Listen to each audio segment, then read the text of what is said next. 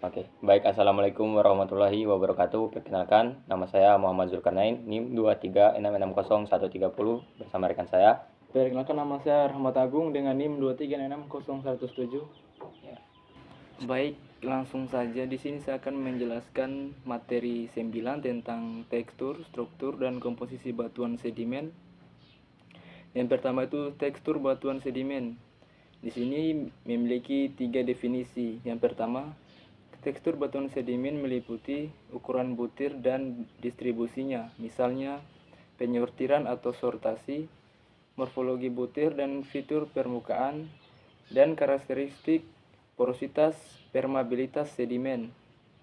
Yang kedua, semua atribut di atas, ukuran butir dan lain-lain merupakan hal yang sangat penting dan dapat digunakan untuk menafsirkan proses dan lingkungan pengendapan dan untuk menentukan sifat aliran fluida melalui batuan. Studi detail tekstur sedimen umumnya dilakukan di laboratorium, namun observasi awal harus dilakukan di lapangan. Penggunaan lensa tangan, penggaris, dan bagan pembandingan ukuran butir sangat penting dalam observasi tekstur batuan sedimen. Masuk di ukuran butir atau grain size. Ukuran butir rata-rata sedimen silaktik digunakan untuk mengklasifikasi dan nomenklatur menurut skema Uden dan Wentworth. Secara umum, ukuran butir mencerminkan informasi sebagai berikut. Pertama, energi hidrolik lingkungan sedimen yang lebih keras diendapan oleh arus yang lebih keras daripada sedimen yang lebih halus atau lumpur terakumulasi di lingkungan energi rendah. Jarak dari sumber, ukuran rata-rata menurun di hilir dan sistem aluvial, fluvial, lereng bawah di perairan dalam, dan arah bawa angin untuk bahan vulkanis plastik eksplosif. Tetapi ingat, lingkungan energi rendah juga terjadi berdekatan dengan saluran energi tinggi, misalnya tanggul atau saluran. Material sedimen yang terdapat di sumber atau erosi batu pasir rapuh hanya akan menghasilkan pasir dan kadar lumpur, batu gamping, oolitik, dan fluorit sebagai besar berukuran seragam, dan ukuran bagian keras organik mempengaruhi ukuran butir pada batu gamping bioklastik. Masuk pada sortasi atau sorting. Penyortiran atau sortasi adalah ukuran standar definisi dari beberapa distribusi ukuran butir tentang ukuran rata-rata. Ini dapat diperkirakan di lapangan dari grafik perbandingan atau comparator charts. Secara umum, ukuran butir mencerminkan informasi sebagai berikut. Tingkat agitasi dan pengenjangan ulang, periode pergantungan atau agitasi yang lama mengarah pada penyortiran yang lebih baik, sedangkan pengendapan yang cepat menghasilkan penyortiran yang lebih buruk. Masuk pada morfologi butir. Morfologi butir memiliki 3 aspek morfologi, yaitu yang pertama shape atau form, yang kedua roundness, yang ketiga sparsity. Morfologi butir atau shape adalah kenampakan partikel secara 3 dimensi yang berkaitan dengan perbandingan antara ukuran panjang, sumbu menengah, dan sumbu pendek. Morfologi butir atau roundness. Roundness atau derajat kebundaran adalah morfologi butir yang berhubungan dengan ketajaman atau kelengkungan pinggir dan sudut suatu partikel sedimen klasik. Morfologi butir, sparsity. Sparsity adalah derajat suatu butiran untuk mendekati bentuk bola. Sedimen fabrik atau kemas. 2 aspek fabrik atau kemas misalnya susuran butir. Keduanya dapat dihasilkan dari proses pengendapan atau melalui pengeburan dan kekuatan tektonik. Masuk pada struktur batuan sedimen. Definisi dan klasifikasi. Struktur batuan sedimen merupakan kenampakan dalam tubuh batuan sedimen dan di antara perlapisan tubuh batuan sedimen yang terbentuk karena proses fisika, kimiawi, maupun biologis. Struktur erosi. Struktur erosi yaitu struktur yang berbentuk karena aliran fluida dan aliran sedimen sebelum pengendapan di atas bidang perlapisan oleh partikel yang mengerus permukaan sedimen. Masuk pada struktur pengendapan. Struktur pengendapan terbentuk selama pengendapan material sedimen oleh salah satu dari sejumlah besar proses baik subeiral maupun subaqueous. Struktur pasca pengendapan. Ada banyak struktur yang struktur yang terbentuk setelah pengendapan, sedangkan sedimen masih belum terkonsolidasi atau hanya sebagai terkonsolidasi melalui proses deformasi sedimen lunak atau sedimen basah. Masuk pada komposisi batuan sedimen.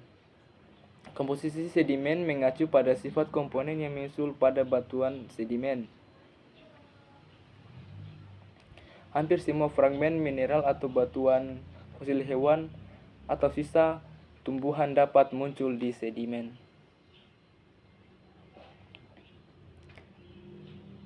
Baik, selanjutnya masuk pada materi ke-10. Materi ke-10 itu menjelaskan tentang klasifikasi batuan sedimen. Klasifikasi batuan sedimen atau definisi batuan sedimen.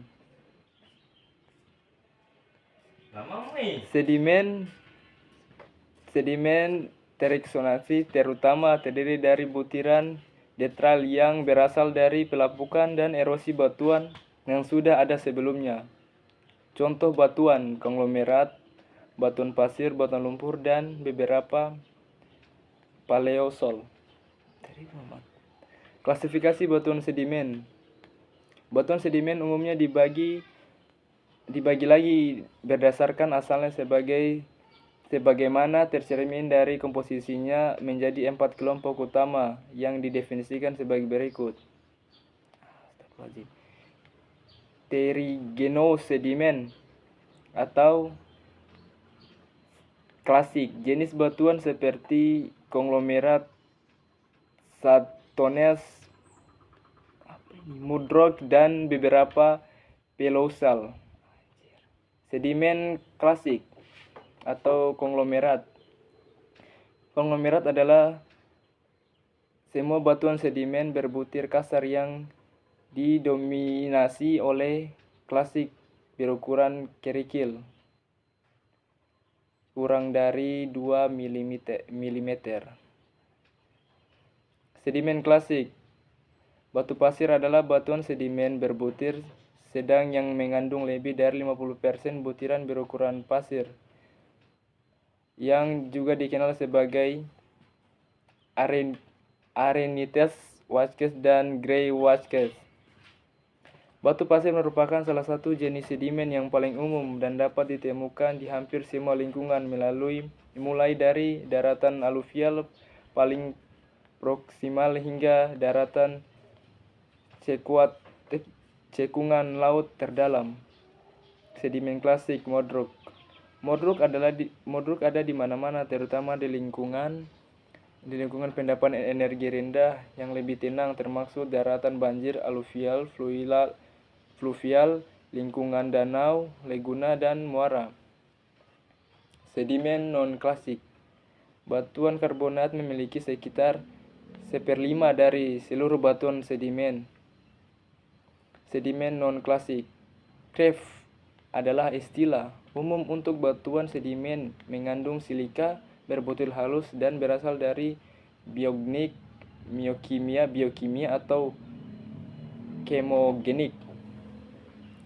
sedimen non-klasik sedimen dan batuan sedimen sebagai besar terdiri dari bahan fosfat secara kolektif yang dikenal sebagai fosforit. Masuk pada materi ke-11.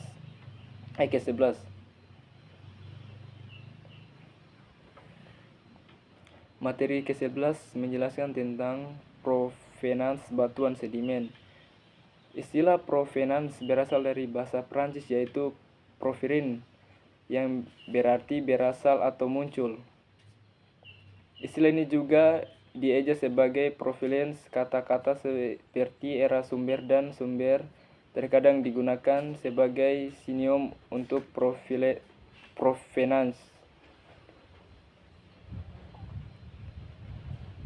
Pengertian provenance telah diperluas untuk mencakup lokasi daerah sumber, seberapa jauh dan ke arah mana, ukuran atau volumenya, litologi batuan induk sumber, kondisi tektonik atau daerah sumber, dan kimia dan iklim relief daerah sumber. Baik, itu saja penjelasan dari materi ke-10, 9, 10 dan 11. Selanjutnya akan dilanjutkan oleh rekan saya Muhammad Zulkarnain.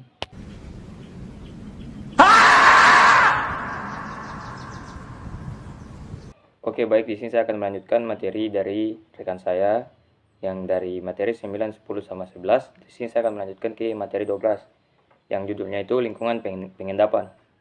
Nah, di materi ini dia membahas tentang lingkungan pengendapan sedimen modern dan purba. Studi analog modern sangat penting untuk memahami batuan sedimen purba, meskipun beberapa spesies mungkin tidak memiliki analog modern yang tepat. Tujuan utama analisis batuan sedimen adalah untuk memahami sistem pengendapan tempat sedimen tersebut terbentuk. Nah, lingkungan pengendapan utama ini materinya mengklasifikasikan lingkungan pengendapan utama dan sublingkungannya, termasuk flu aluvial atau meliputi kipas aluvial sangat branded dan sungai mendering. Ada juga desert eolian atau meliputi gurun lintang rendah dan tinggi. Ada juga lacustrine atau danau klastik, karbonat, evaporit, dan campuran. Ada juga glasial atau glasiofluvial, glasiolactostream, glasiomarin, dan periglasial. Adapun juga ini vulkanik klastik atau subaerial dan subaceous. Adapun juga ini pantai klastik atau pantai berbutir kasar seperti delta sungai, estuari, dan pantai. Adapun laut klastik dangkal atau didominasi pasang surut gelombang dan badai. Di sini juga ada evaporit marin atau sabkha evaporit, air dangkal dan dalam. Ada juga karbonat marin atau platform karbonat, lereng karbonat, dan cekungan karbonat. Terakhir ada laut dalam atau kipas bawah laut, apron lereng bawah laut atau cekungan bawah laut, arus kontur, punggung samudra, dataran tinggi samudra, dan gunung laut. Definisi kuncinya di sini adalah fluvial, proses yang berhubungan dengan aliran sungai, aluvial, sedimen yang terbentuk dari proses pengendapan sungai, dan eolian atau berhubungan dengan angin, erosi, dan pengendapan. Itu contoh gambarnya ada di materi 12. Bisa kita lihat di materi 12 itu gambarnya. Nah, di gambar itu berbagai lingkungan pengendapan seperti kipas aluvial, Pleistosen, suksesi, lapisan merah fluvial, batu pasir eolian, titil glasial, endapan fluvial, pencucian glasial, dan sistem delta. Nah, gambar-gambar itu menunjukkan karakteristik khas dari masing-masing lingkungan seperti sortasi butir, struktur sedimen, dan asosiasi fasies. Nah, kesimpulan dari materi 12 itu yaitu materi ini memberikan pengantar yang komprehensif tentang lingkungan pengendapan sedimen yang menekankan pentingnya studi analog modern dalam interpretasi batuan sedimen purba yang disertai gambar-gambar yang sangat jelas untuk membantu memperjelas karakteristik dari berbagai lingkungan pengendapan. Langsung saja kita lanjut di materi 13. Di materi 13 ini dia menjelaskan proses metamorfosa dan batuan metamorfosik yang ada dalam batuan dan di dalam batuan. Di sini metamorfosisme didefinisikan sebagai rekristalasi batuan dalam keadaan padat di bawah liquidus.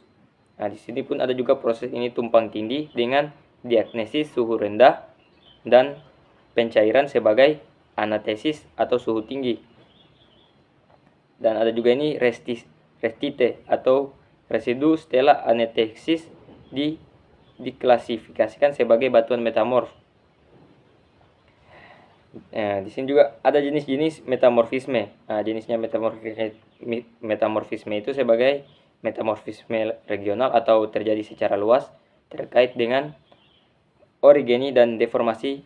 Contohnya seperti di pegunungan Alpen dan Himalaya, skala metamorfisme yang khas. Ada juga metamorfisme kontak, terjadi akibat kontak dengan panas dari instruksi magma yang terlokalisir di sekitar instruksi pada kedalaman yang tinggi dapat bergradasi menjadi metamorfisme regional. Contohnya seperti batu gamping menjadi marmer. Lanjut di metamorfisme boreal. Metamorfisme boreal ini disebabkan oleh peningkatan suhu dan tekanan akibat penguburan dalam cikungan sedimen. Biasanya menunjukkan tingkat metamorfisme terendah dan tanpa deformasi signifikan. Ini sangat penting untuk membahas asal minyak bumi. Ada juga metamorfisme dinamis yang terjadi akibat migrasi fluida selama deformasi batuan atau cairan hidro berinteraksi dengan mineral berbutir halus yang menyebabkan metamorfisme lokal di zona geser. Ada juga metamorfisme hidrotermal. Ini disebabkan oleh sirkulasi air panas yang sering terkait dengan pengendapan mineral biji. Air bereaksi dengan mineral itu membentuk mika dan tanah liat. Contohnya seperti pegunungan tengah laut dan Yellowstone. Di sini juga ada batuan metamorfik ya. Metamorfik ini batuan yang sangat melimpah, membentuk sekitar 60% volume di benua. Ada juga perubahan kerak samudra akibat sirkulasi hidrotermal, juga termasuk dalam domain metamorfisme. Di sini juga ada pemahaman metamorfisme penting untuk memahami evolusi geologi bumi dan juga protolit adalah bagi batuan asal sebelum metamorfisme. Lanjut di metamorfisme dan kontak regional. Metamorfisme kontak atau prograde terjadi karena panas dari intrusi batuan beku. Contohnya seperti zona mineral index atau andalusit, cordierit, feldspar, alkali, silimanit. Di sekitar Onawa Pluton atau main pencarian sebagai terjadi di dekat Pluton. Di sini juga ada metamorfisme regional terjadi karena peningkatan suhu akibat penguburan dan pemanasan akibat gradien panas bumi dan unsur radioaktif biasanya terkait dengan batas lempeng, konvergen, dan tektonisme menghasilkan struktur foliasi yang biasanya itu slate, sheets, atau gneiss. Berbeda dengan metamorfisme kontak yang umumnya tidak memiliki struktur foliasi yang kuat. Itu sebagai contoh seperti zona mineral index atau biasa klorit, biotit, gornet, staurolit, kyanit, cordierit, slimanit di dataran tinggi Skotlandia. Kesimpulan dari materi ke-13 ini, materi ke-13 ini dia itu kesimpulannya memberikan gambaran kompresif tentang berbagai jenis metamorfisme yang menghubungkan proses-proses tersebut dengan konteks geologi yang lebih luas. serta menekan pentingnya studi batuan metamorf untuk memahami evolusi bumi, contoh-contoh geografis dan diagram fasies membentuk menjelaskan konsep-konsep kuncinya. Itu dari kesimpulan dari materi 13. Kita lanjut di materi terakhir, yaitu materi 14. Di materi 14 ini dia menjelaskan tentang metamorf atau rincian tentang poin-poin utama dalam metamorf, batuan metamorf. Nah, di sini definisi dan proses metamorfisme. Metamorfisme adalah perubahan pada batuan akibat suhu, tekanan, dan atau fluida kimiawi yang berbeda dari kondisi pembentukannya. Proses ini juga terjadi sebagian besar pada batuan yang terkubur dalam yang mengalami suhu dan tekanan tinggi. Agen utama dari metamorfisme adalah tekanan atau meningkat seiring kedalaman, temperatur atau meningkat seiring kedalaman juga, dan fluida kimia relaktif. Fluida mempercepat reaksi metamorfik dan memindahkan unsur kimia.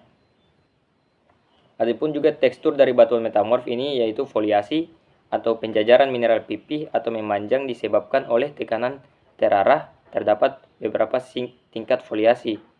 Ada juga slate atau foliasi halus, permukaan buram itu. Ada juga pilot atau foliasi sedikit lebih kasar, permukaan sedikit berkilau. Ada juga sheets atau foliasi kasar berbutiran, mineral terlihat. Di sini juga ada gneiss atau foliasi berben, butiran mineral besar atau mirip batuan beku. Dan terakhir ada non-foliasi atau batuan tanpa penjajaran mineral yang jelas, yang terbentuk karena efek panas yang dominan, contohnya seperti marmer dan kuarsit. Di sini juga ada jenis-jenis metamorfisme.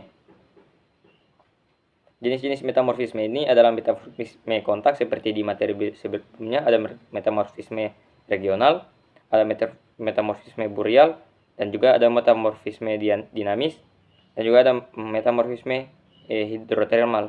Mungkin saya jelaskan lagi di sini. Metamorfisme kontak itu terjadi akibat panas dan intrusi magma terlokalisir, seperti contohnya pembentukan hourglass. Ada juga metamorf regional, itu terjadi secara luas terkait dengan orogeny atau pembentukan pegunungan yang sering menghasilkan batuan foliasi. Dia terbagi juga menjadi beberapa sub, jadi seperti dinamo thermal.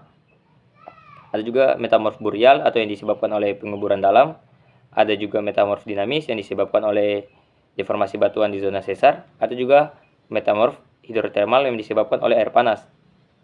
Kita lanjut di derajat metamorfisme atau metamorphic grade. Jadi, derajat metamorfisme menunjukkan seberapa besar perubahan batuan dari bentuk asalnya yang meningkat seiring peningkatan suhu dan tekanan. Ada juga mineral index digunakan untuk menentukan derajat metamorfisme yang seperti contohnya klorit, biotit, garnet, staurolit, kianit, dan silimanit. Lanjut juga di sini lingkungan metamorfisme dalam konteks tektonik lempeng. Metamorfisme ini sering terjadi di sepanjang batas lempeng, khususnya batas konvergen atau berbagai jenis metamorfisme dapat ditemukan di berbagai zona